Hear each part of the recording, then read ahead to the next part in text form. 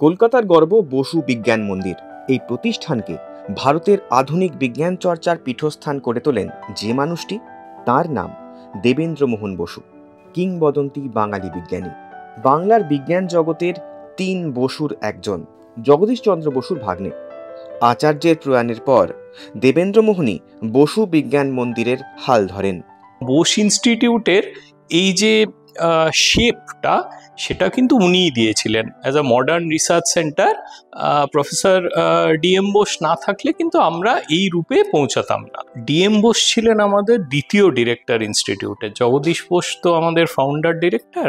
উনি আচার্য বসু এই ইনস্টিটিউট শুরু করেন 1917 থেকে 1937 অবধি উনি ডিরেক্টর ছিলেন। আচার্য বসু মারা যাওয়ার পর প্রফেসর দেবেন্দ্র মোহন বোস আমাদের দ্বিতীয় ডিরেক্টর হন এবং উনি বোস ইনস্টিটিউটের লংগেস্ট সার্ভিং ডিরেক্টর। উনি 1938 থেকে 1967 অবধি আমাদের ডিরেক্টর ছিলেন। ডিএম বসুর গবেষণাতেই প্রথম পাওয়া যায় মেসন কণার অস্তিত্বের খোঁজ। ভারতে মাইক্রোবায়োলজি নিয়ে গবেষণার পথিকৃৎ তিনি। মহাজাগতিক রশ্মি নিয়েও তাঁর বিস্তর গবেষণা।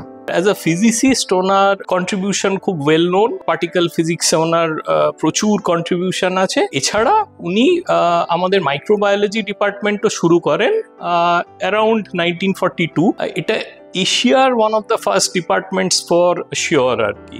বিশ্বের কমপক্ষে 4 জন বিজ্ঞানী তাঁর দেখানো পথে গবেষণা করে নোবেল পেয়েছেন। তিনি দেবেন্দ্রমোহন বসু, বঙ্গে বিজ্ঞান সাধনার উজ্জ্বল জ্যোতিষ্ক। ডিএম বোসের বাড়ি এখন আমাদের বোস ইনস্টিটিউটই রক্ষণাবেক্ষণ করে। We have tried our best. ওনার সমস্ত জিনিস বা চিঠিপত্র এগুলো আমরা সংরক্ষণ করে রেখেছি। এদের যথাসাধ্য আমরা চেষ্টা করি। ফলো করুন আনন্দবাজার.com।